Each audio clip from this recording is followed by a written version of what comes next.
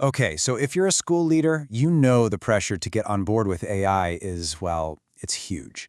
But how do you actually do it without totally overwhelming your staff?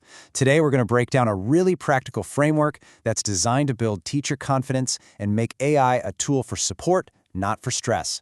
All right, let's dive in.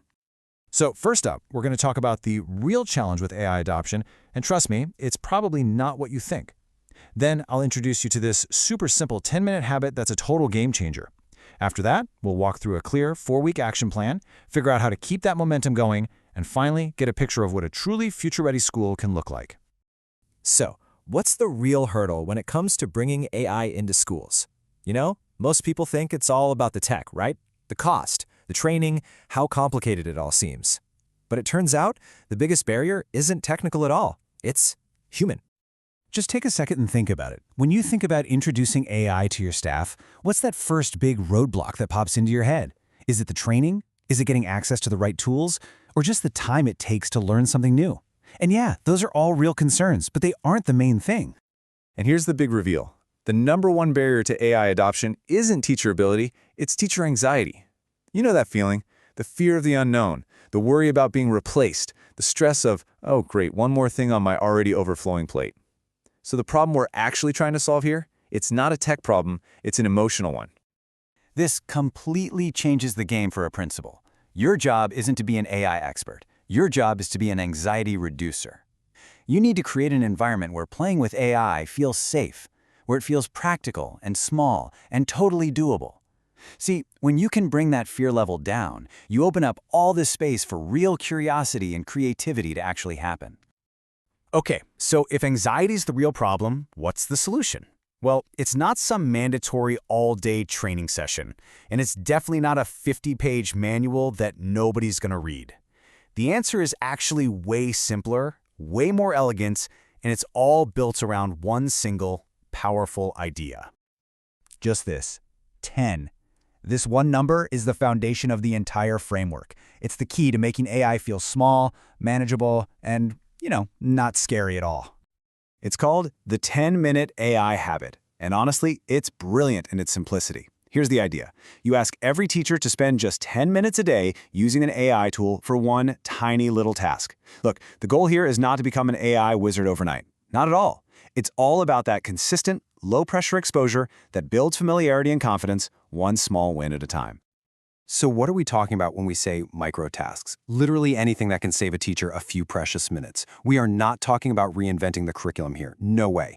Think smaller, like creating some quick warm-up questions, simplifying a really dense paragraph for a struggling reader, or just brainstorming some ideas for a new class activity. These are the kinds of quick, tangible wins that show immediate value and start to build momentum.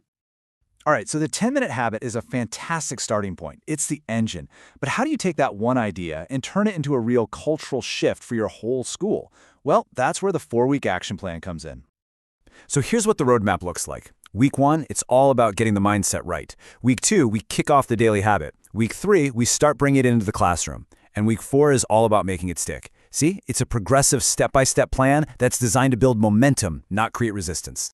Week 1 might just be the most critical week of all. And notice, you're not even talking about the tools yet. The entire focus is on the why. You get everyone together for a short meeting and explain that this is about reducing their workload, not replacing them. This is where you introduce the 10-minute habit and just make everyone feel safe, curious, and supported. Okay, week 2 is go time. The habit officially begins. And the key here is to keep it super simple. Pick one tool like ChatGPT for everyone to try. Then, and this part is absolutely crucial, you have to celebrate every little win. Get people to share one success in a staff chat, or hey, even create a physical AI wins wall in the staff room. You've got to show everyone that this is helpful and that they can do it too. All right, now people are starting to feel more confident. So in week 3, we shift gears from planning to practice. Teachers are encouraged to use just one AI-generated activity in their classroom. It could be anything: debate prompts, a short story, a few discussion questions. This is where AI moves from behind the scenes to having a direct classroom impact. And the mantra for the week is perfect. Aim for progress, not perfection. Just try it. And finally, week 4. This is all about making this practice stick, weaving it right into the school's DNA. You start creating systems for sharing what works, maybe a monthly roundtable or something. You also start spotting the people who are really getting into it, your AI champions, who can then help their peers.